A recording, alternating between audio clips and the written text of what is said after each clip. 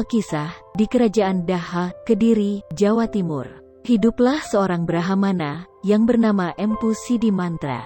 Ia seorang yang kaya raya dan terkenal sakti mandaraguna. Selain itu, ia juga memiliki seorang istri yang cantik jelita dan seorang putra yang gagah dan tampan, bernama Manik Angkeran.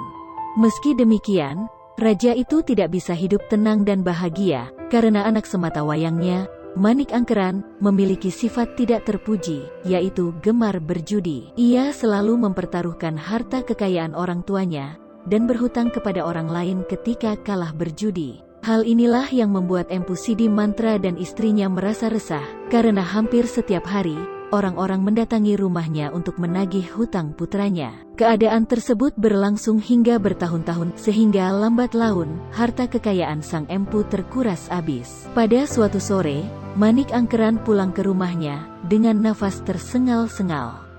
"Bapak, Ibu, tolong aku." "Ada apa putraku? Apa yang terjadi denganmu?" Aku dikejar orang, Bu." Kamu pasti kalah berjudi lagi ya?" "Iya Bapak, aku kalah berjudi dan tidak sanggup membayar taruhan. Tolong aku Bapak, mereka ingin membunuhku." Tak berapa lama kemudian, datanglah beberapa orang pemuda membawa golok. Mereka berteriak-teriak di depan rumah, menyuruh Manik Angkeran keluar. "Hai Manik Angkeran, keluar dan bayarlah hutangmu." Manik Angkeran pun semakin ketakutan. Ia segera masuk ke kamarnya untuk bersembunyi. Sementara itu, dengan tenangnya, Empu Sidimantra segera menemui para pemuda yang berdiri di depan rumahnya. "Tenang wahai anak muda, percayalah saya akan membayar semua utang putraku. Tapi berilah saya waktu 3 hari untuk mencari uang dulu." "Baiklah Empu, kami menerima permintaan Empu.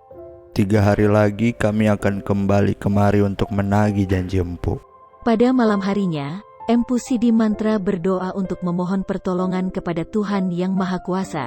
Saat tengah malam, tiba-tiba ia mendengar suara bisikan yang sangat jelas di telinganya.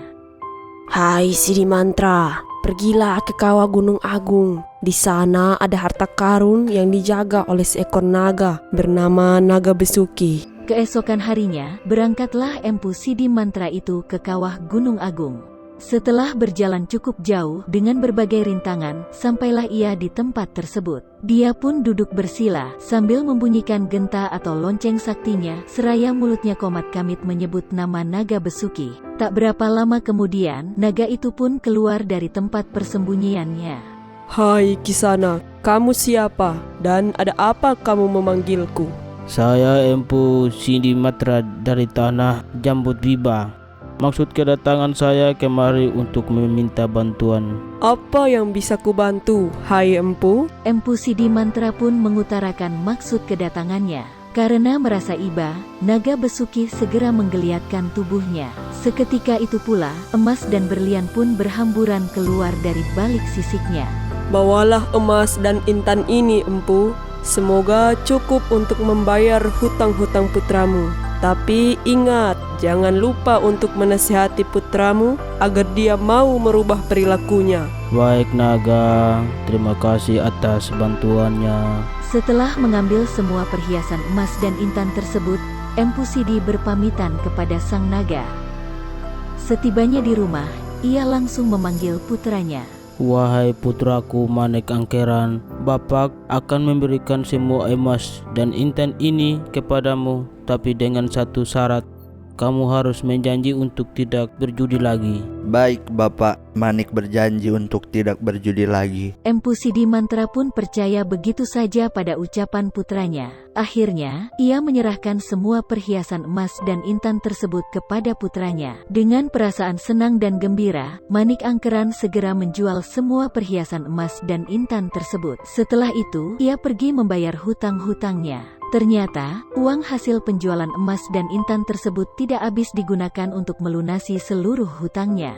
Melihat jumlah uang yang masih tersisa begitu banyak, akhirnya ia pun tergiur untuk kembali bermain judi. Dengan uang itu, ia berharap akan menang dan memperoleh uang yang lebih banyak lagi. Akan tetapi, nasib berkata lain, ia kalah berjudi, dan uangnya pun habis. Bahkan, dia kembali dililit hutang. Akhirnya, dia kembali ke rumahnya dengan wajah lesu. Bapak, aku sudah membayar semua hutangku kepada mereka. Ya baguslah kalau begitu. Tapi kenapa wajahmu tampak kusut begitu? Maafkan aku, Bapak. Tadi aku bermain judi dan berhutang lagi. Apa katamu? Dasar anak keras kepala, tidak mau mendengar nasihat orang tua. Maafkan aku, Pak. Tolong bantu aku sekali ini saja, Pak. Tidak, Bapak tidak dapat membantumu lagi.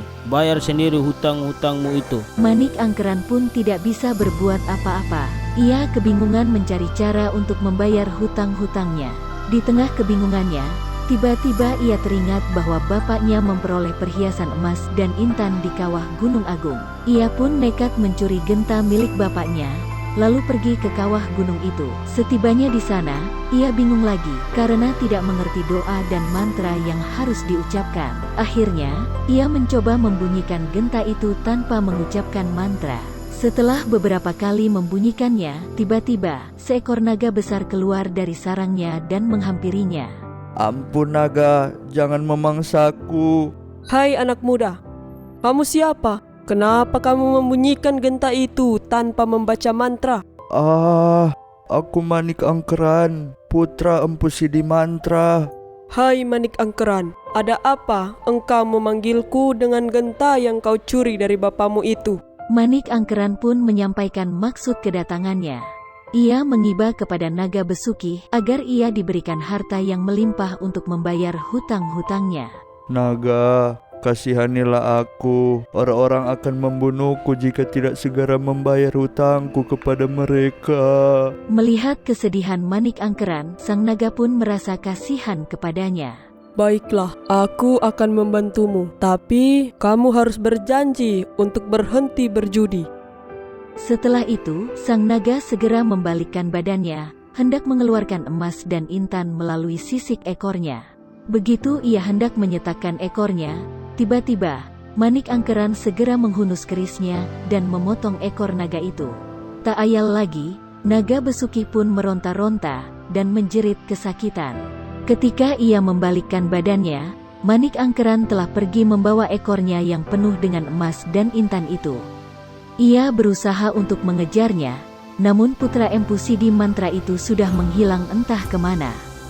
Ia hanya menemukan bekas tapak kakinya. Maka dengan kesaktiannya, ia membakar tapak kaki itu.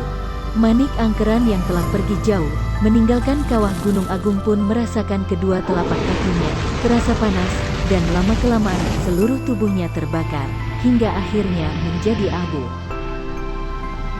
Sementara itu, di kerajaan Daha, Empu Sidimantra dan istrinya sedang gelisah karena anak sematawayang mereka menghilang. Mereka sudah mencarinya kemana-mana tapi tidak juga menemukannya. Pak, kemana perginya putra kita? Kita sudah mencarinya kemana-mana, tapi tak seorang pun warga yang tahu keberadaannya. Empu Sidimantra hanya terdiam sambil berpikir. Beberapa saat kemudian, tiba-tiba ia tersentak kaget. Wah, jangan-jangan putra kita ke Gunung Agung. Kenapa Bapak bisa berpikiran begitu? Aku berpikir demikian karena putra kita menghilang bersama dengan hilangnya genta saktiku. Dia pasti pergi ke kawah itu untuk menemui naga Besuku. Keesokan harinya, berangkatlah Empu Sidimantra ke kawah Gunung Agung untuk mencari putranya. Setibanya di sana, ia melihat naga Besuki sedang gelisah di luar sarangnya. Wahai naga Besuki, apakah engkau melihat putraku? Iya, Empu. Kemarin dia kesini meminta harta untuk membayar hutang-hutangnya. Namun, ketika aku hendak memberinya harta itu, tiba-tiba ia memotong ekorku, lalu membawanya pergi bersama harta itu. Apakah kamu tahu kemana perginya? Maaf, Empu. Kamu tidak usah lagi mencari putramu. Aku telah membakarnya hingga binasa. Maafkan aku dan putraku, naga. Dia putraku satu-satunya. Aku mohon, hidupkanlah dia kembali. Baiklah, Empu. Demi persahabatan kita, aku akan memenuhi permintaanmu. Tapi dengan satu syarat, kamu harus mengembalikan ekorku. Empu Sidimantra pun berjanji untuk memenuhi syarat naga Besuki. Dengan kesaktiannya, Naga Besuki berhasil menghidupkan kembali Manik Angkeran. Empu Sidi Mantra segera pergi mencari putranya.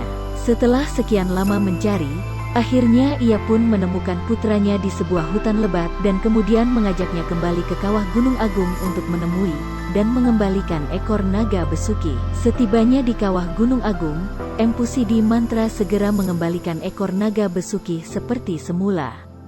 Setelah itu, dia bersama naga itu menasehati putranya agar benar-benar mau merubah perilakunya. Manik Angkeran pun sadar dan berjanji untuk mengikuti nasihat mereka. Sebagai hukuman, ia harus tinggal di sekitar Gunung Agung.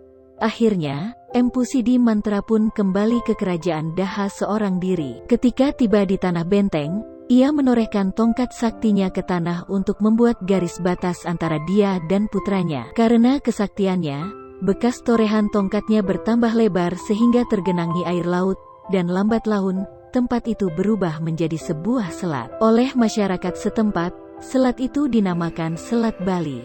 Demikian legenda asal mula Selat Bali, daerah Bali, Indonesia.